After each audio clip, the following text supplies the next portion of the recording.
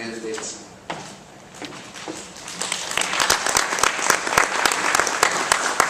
had to be first.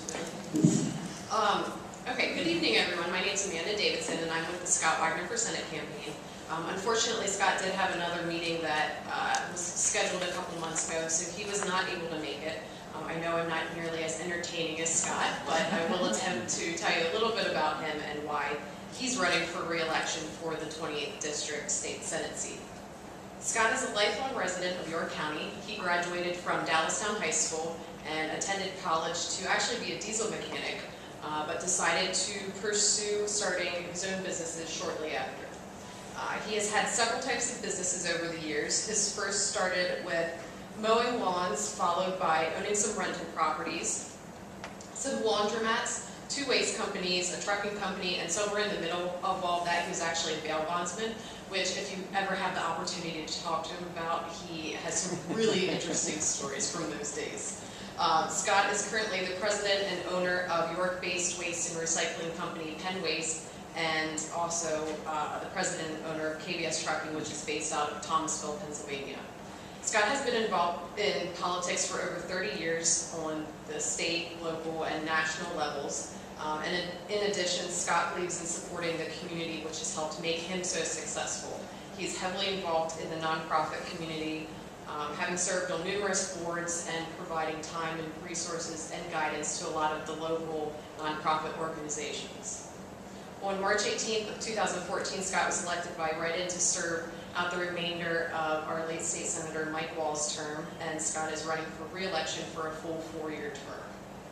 Scott's top legislative priorities are property tax reform. He is a co-sponsor of Senate Bill 76, and if it came up for a vote today, he would vote in favor of the bill. Pension reform. The impending public sector pension crisis has a direct impact on property taxes. In the past, the easiest way to find money to cover the rising pension costs was to raise property taxes. This is an unsustainable form of funding, and Harrisburg needs to get more creative to solve the pension crisis. Prevailing wage elimination. Prevailing wage artificially inflates the cost of construction projects and ends up costing the taxpayers more for public sector projects due to the lack of competitive pricing. Although it doesn't seem like this would have a huge impact on property taxes, the savings associated with using competitive pricing would help keep costs down over the long term, in turn keeping your property and other taxes down. And paycheck protection. Paycheck protection legislation would prohibit taxpayer-funded automatic deduction of dues and campaign contributions from government union members' paychecks. Now let me tell you really quick about the Scott Wagner that I know. I know a lot of us are used to seeing the really rambunctious and outspoken Scott Wagner that loves a good challenge and occasionally the limelight. But I want to tell you about another side of Scott. I started working for Scott in 2010, and Scott was the first adult in my life to spend any time teaching me about fiscal issues and educating me on these really important conservative fiscal issues. Education is something that is very important to Scott, and he's one of the most well-read people that I have ever met. And regardless of what your opinion is, he just wants people to be educated on the issues. He is also the most compassionate person that I have ever met. There's a great quote that I think really sums up Scott's mentality, and that is, "To whom much is given, much is expected." Scott believes in giving back to this community, which has helped make him successful. I take it personally when I hear anybody say anything bad about Scott. If you don't agree with him, that's one thing. But when anybody attacks his character, I take offense to that. Because what he does when no one is looking is who he really is. The Scott Wagner that I know donated coveralls to a Penn Waste employee's son and his unit who were serving overseas when they couldn't get the federal government to pony up the money for the coveralls. A couple months ago, we had a lunch at a restaurant in Camp Hill. About 20 National Guard members walked in to have lunch. Scott asked the waitress for their bill, didn't say anything to them about picking up the tab, but thanked them for their service when we were walking out.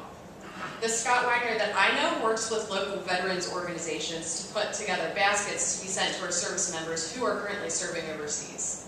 The Scott Wagner that I know donated $15,000 to help finish the Veterans Memorial Gold Star Healing and Peace Garden for our fallen soldiers when the organization